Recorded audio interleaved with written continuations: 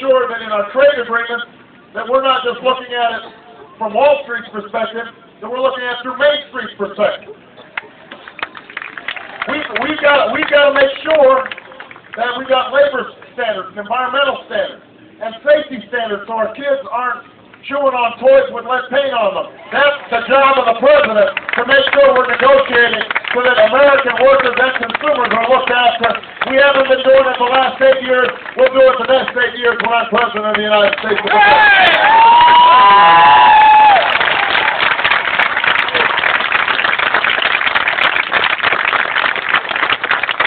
We can make every child get a decent education in this country.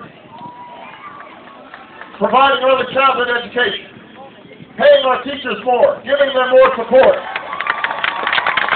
making sure that every young person in America gets a good college education, that they can afford it. We can make sure that our seniors can retire with dignity and respect. And then we're protecting Social Security, and we're giving them the ability to save a little more for their retirement. We can do all these things, but we're also going to have to change the tone of our politics. You know, you've been watching this campaign now for a couple of weeks, at least, here in Pennsylvania. And let's face it, it's not pretty. But the issue is not whether people are saying nasty things. The problem is that it's a distraction from solving the problems that have to be solved. And one of the things that I've always tried to do, and this is a choice that you've got to make in this primary, do you want the same old slash and burn politics, or do you believe that it's possible for us to bring people together? That we can take away the distraction and the phony division? That we can make sure that black, white, Hispanic, Asian, Native American, young, old, gay, straight, rich, poor, that all of us can focus on what we have in common. And yes, we will disagree, but can we listen to each other even when we disagree? And can we disagree without being disagreeable? That's the choice that you've got in this election.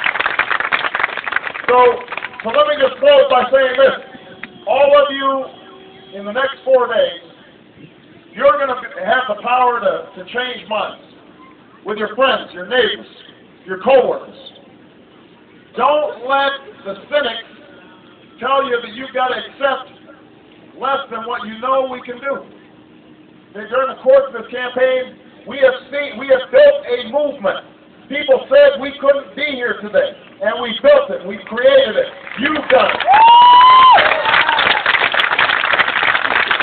Here we are 4 days away from the Pennsylvania election. Don't the people tell you that we can't do it. Don't let people tell you that we got to go back to business as usual. You know, I'm reminded every day of my life, if not by events and by my wife, that I'm not a perfect man.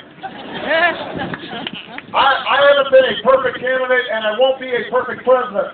But here's what I can promise you. I will always tell you what I think. I will always tell you where I stand. I will be honest with you about the challenges we face. I will listen to you. I will hear your voices in the White House. I will fight for you each and every day. And if you're willing to fight with me, and stand up with me, and vote for me, then I promise you that we can achieve what the founders intended. We can have a government of and by and for the people. We can work to perfect this union. You and I together, we want this with Pennsylvania. We'll win this nomination. We'll win the general election. And then we will save this country and save the world. That's the day we love it.